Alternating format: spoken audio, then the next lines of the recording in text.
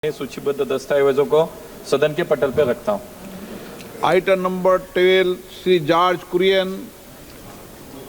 Sir, with your kind permission, I rise to lay the papers listed against my name at serial number 12 in today's revised list of business of law, sir.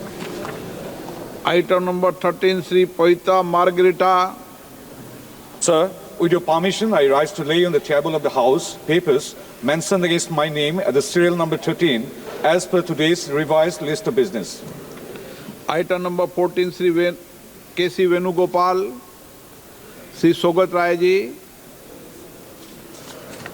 Sir, I beg to present the following reports, Hindi and English versions of the Committee on Public Accounts 2024-25.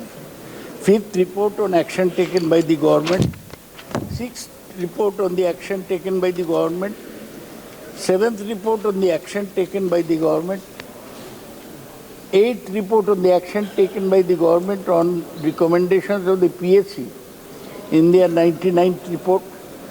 Ninth report on the action taken by the government on the observation recommendations of the PSC contained in their 102nd report.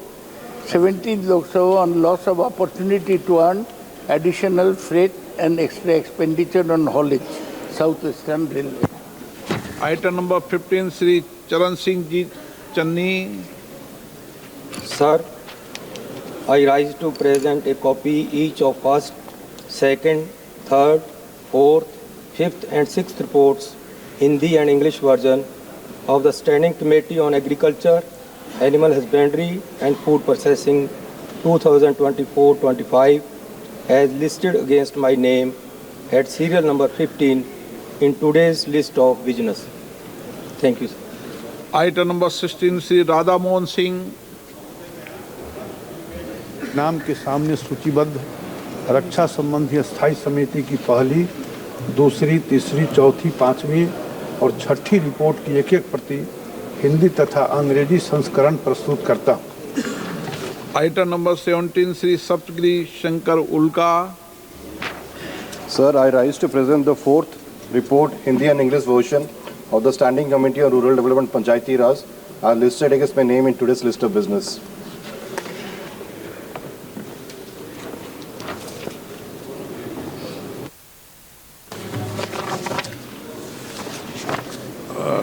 माननीय सदस्यगण, item number 18 और item number 19 संविधान 129वां संशोधन विधेयक 2024 संघ राज्य क्षेत्र विधि संशोधन विधेयक 2024 दोनों को इंट्रोड्यूस के लिए एक साथ लेते हैं। दोनों बिल एक ही है।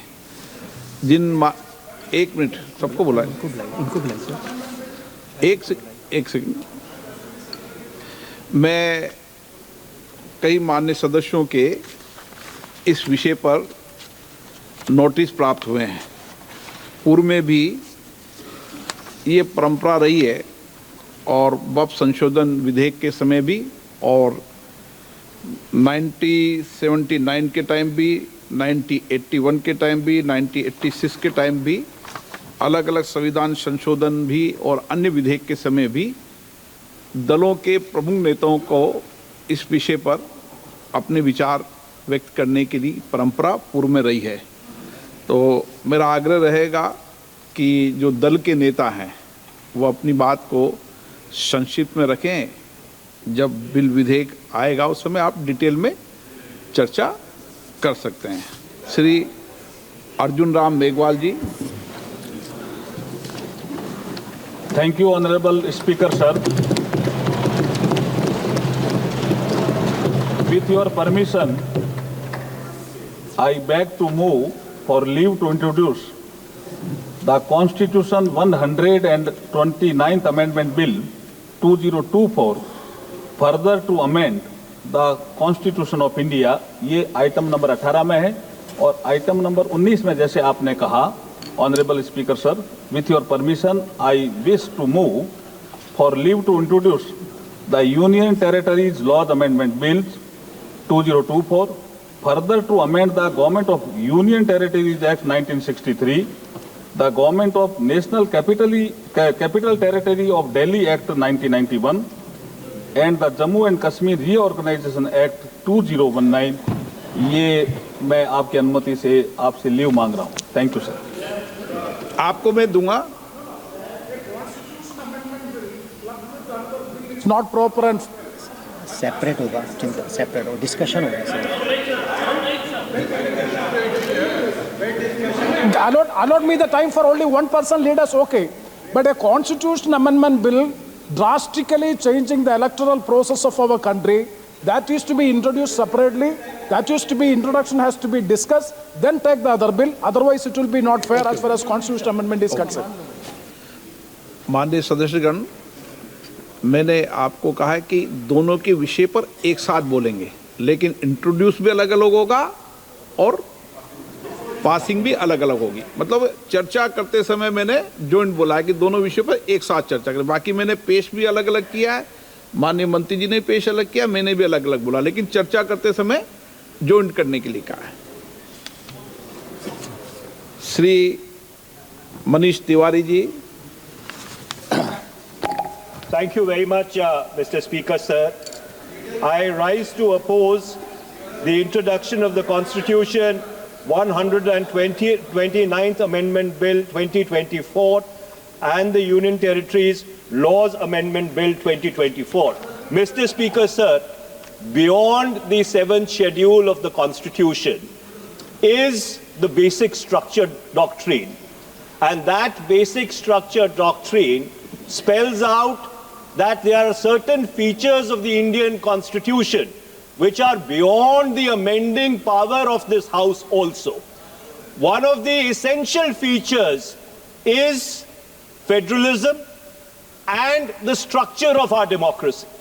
And therefore, the bills which have been moved by the Honorable Minister of Law and Justice absolutely assault the basic structure of the Constitution and are beyond the legislative competence of this House, and therefore they need to be opposed ab initio, and the introduction of those bills have to be stopped. Number two, Mr. Speaker, sir, how is it possible under our constitutional scheme that the tenures of the state legislatures can be made subject to the tenure of the national legislature? That is completely an antithesis of the constitutional scheme. There is absolutely no way under the Indian constitutional scheme where the states are separate constituents and equal constituents, the term of the state legislatures can be made subject to the term of the national legislature. And my final point, Mr. Speaker, sir, India is a union of states. Article 1 of the Constitution states that India is a union of states and not vice versa.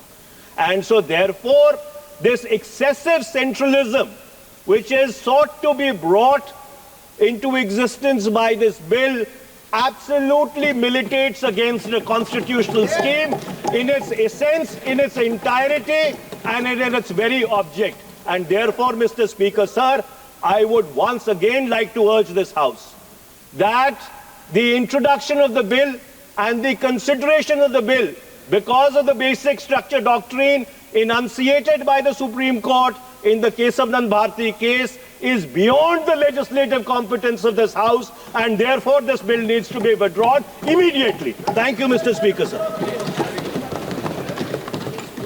Dharmendra Yadav. धन्यवाद अध्यक्ष जी. मैं इस संविधान के 129वें संशोधन अधिनियम के विरोध के लिए खड़ा हूं. अध्यक्ष जी, मैं समझ नहीं पा रहा हूं, अभी 2 दिन पहले संविधान को बचाने की, संविधान की गौरवशाली परंपराएं की कस्में खाने में कोई कमी नहीं रखी. 2 ही दिन के अंदर संविधान की जो हमारी मूल भावना है, 2 ही दिन के अंदर संविधान का जो हमारा बेसिक स्ट्रक्चर है, 2 ही दिन के अंदर संविधान का जो हमारा संघीय ढांचा है, उसको खत्म करने के लिए संविधान संशोधन बिल लाए हैं. मैं मनीष तिवारी जी से सहमत हूं और अपनी पार्टी और अपने नेता आदरणीय अखिलेश यादव जी की ओर से कहना चाहता हूं, ये बिल पूरे देश के जो अलग अलग भेष भाषाएं, संस्कृति, क्षेत्र की जो मान्यताएं हैं, जो हमारे संविधान निर्माताओं ने बहुत सोच विचार के मंथन अध्ययन करके ये संघीय ढांचा तैयार किया था, राज्यों का गठन भी किया था संस्कृति के हिसाब से, क्षेत्र के हिसाब से, भाषा के हिसाब से, परिस्थितियों और समय के हिसाब से। मैं नहीं समझता अध्यक्ष जी, मुझे कहने में कोई संकोच नहीं, उस समय के हमारे संविधान निर्माताओं से विद्वान, बाबा साहब भीमराव अंबेडकर से ज्यादा विद्वान इस सदन में अभी कोई नहीं बैठा, मुझे कहने में संकोच नहीं है। और ये संविधान की मूल भावना को खत्म करके कैसे तानाशाही के रास्ते निकाले जाएं, इसके अलावा कोई काम ही नहीं बचा है। आखिर मनीष तिवारी जी ने कहा, कहीं एक विधानसभा के चुनाव अगर कोई अविश्वास आता है, अगर बहुमत नहीं मिलता है, तो क्या पूरे देश का चुनाव कराओगे? पूरे देश का चुनाव कराओगे? और ये लोग एक देश, एक संविधान, एक चुनाव की बात करते हैं, जो लोग 8 विधानसभाएं भी एक साथ नहीं करा पाते हो, मौसम देख के तारीखें बदलते हो, वो लोग बात करते हैं एक देश एक चुनाव की।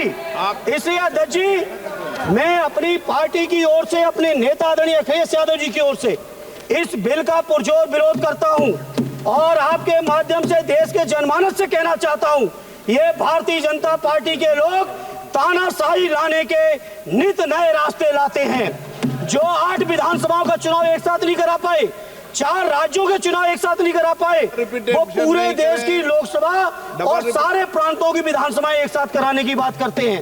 मैं पूछना चाहता हूं सरकार से, अगर एक प्रांत के अंदर सरकार गिरती है तो क्या पूरे देश की लोकसभा के चुनाव कराओगे?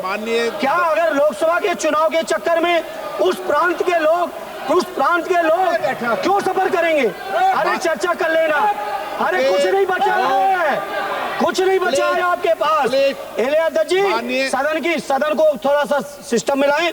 अध्यक्ष जी, आपसे अनुरोध है, आपके माध्यम से सरकार से अनुरोध है, जनता ने बड़ी उम्मीदों के साथ हम सबको भेजा है और हम सब लोगों की जिम्मेदारी है, ये संविधान विरोधी, संघीय ढांचे विरोधी, बेसिक स्ट्रक्चर विरोधी, कई केसों की चर्चा की मनीष तिवारी जी ने, मैं उनके साथ जोड़ते हुए माननीय सर्वोच्च न्यायालय की भावनाओं के विरोधी, गरीब विरोधी, दलित विरोधी, पिछड़ा विरोधी, मुसलमान विरोधी, इस नीयत को वापस लो। ये अध्यक्ष जी, आपके माध्यम से मेरी आपसे प्रार्थना है। बहुत बहुत धन्यवाद। एक मिनट प्लीज। माननीय सदस्यगण, हम संसद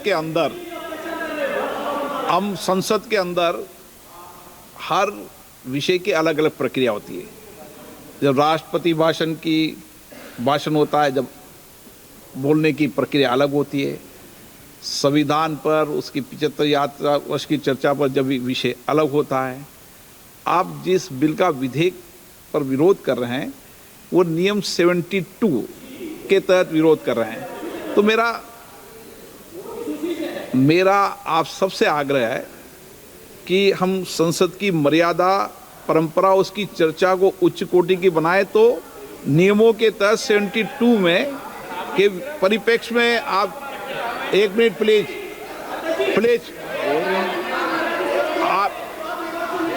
आप प्लीज, एक मेरा ये आग्रह है, ऐसे नहीं बोलते बीच में, प्लीज बैठिए, ऐसे बीच में नहीं बोलते हैं।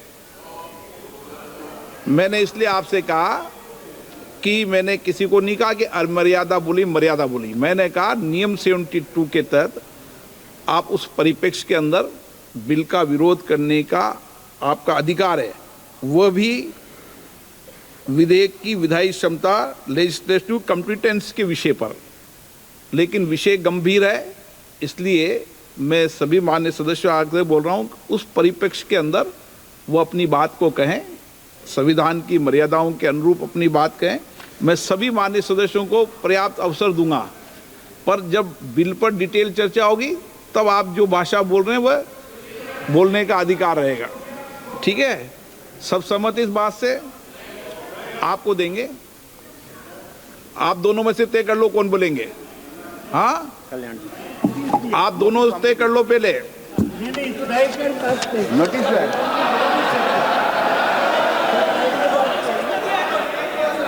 चलो मैं दोनों को 2-2 मिनट रख दूंगा. पहले Kalyan Banerjee. Under our Sachin, constitutional scheme, the basic structure of constitution is read in between the lines. This proposed bill hits the basic structure of the constitution itself. And if any bill, any act which hits the basic structure of the constitution, that is ultra-virus. And it is ultra-virus. Sir, proposed Article 83, Sub-Article 5 is just contrary to Article 83, Sub-Article 2. Just contrary. Either you keep 83.2 or you keep 83.5. Both cannot be kept. Both are inconsistent with each other. Then, sir, effect of proposed Article 82A, Sub-Article 3 simply establishes that tenure of state legislative assembly simply depending upon the tenure of the House of the People. It is not a doctrine of pleasure. Doctrine of pleasure is under Article 311 of the Constitution. But a mandate which has been given by the people of the country that state assemblies tenure will be depending upon the doctrine of pleasure of this house. How it can be? This is inconsistent. It cannot be accepted. Sir, we must remember this. State government and the state legislative assembly are not subordinate to the central government or to the parliament itself. This parliament is having the power to legislate law under the 7th schedule, list 1 and list 3. Similarly, state assembly is having the power to legislate law under the 7th schedule, list 2 and also list 3, subject to that it would not be contrary, so far concurrent list is concerned, it would not be contrary to the Article 254 of the Constitution. Therefore, by this process, the autonomy of the state legislative assembly is being taken away. That is ultra-virus. That is hits the basic structure of the Constitution. Sir, Article 82 or Sub-Article 5, unfortunately, I can't think about it. I can't think that Article 82, Sub-Article 5 is giving an uncanalized power to the Election Commission of India. No, we don't have any value. We don't have any value. Then Election Commission of India will decide everything. Till doomsday, a party cannot remain as a ruling party. One day it will be changed. Sir, why law providing state funding for conducting the election is not brought? Every problem will be resolved. Do all elections. How many monies are being spent? All elections should be done from the state election fund. Why you are not bringing? That will be about real election reforms. This is not the election reform. Okay. It is a reform. Sir, I have not finished, sir. It is not an election reform. Listen, sir. It is not an election reforms. It is just a fulfillment of one gentleman's desire and dream. Nothing more than that. No, it is not permitted. Sir, we have seen, we have heard the speech of the Honorable Prime Minister regarding the first amendment of the Constitution. Sir, Dr. B.A. Ambedkar said, we are giving a draft constitution to the country and country will make the amendment.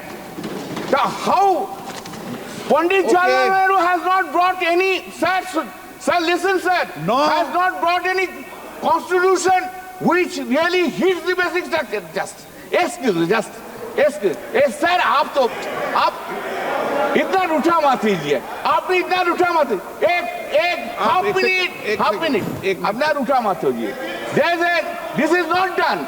This is, sir, all the time. We have brought, this government has brought constitutional amendment, National Judicial Appointment Bill. It was passed. It has been struck down by the Supreme Court because it is hit the basic structure of the Constitution. There are so many amendments I have had. Sir, this bill we are opposing for introduction, and at the same time, sir, when you will take into consideration, kindly take a division, we want to oppose and we will show you our state. DMK TR बालू या कनिमोजी जी, आप भी decide कर लो आपस में.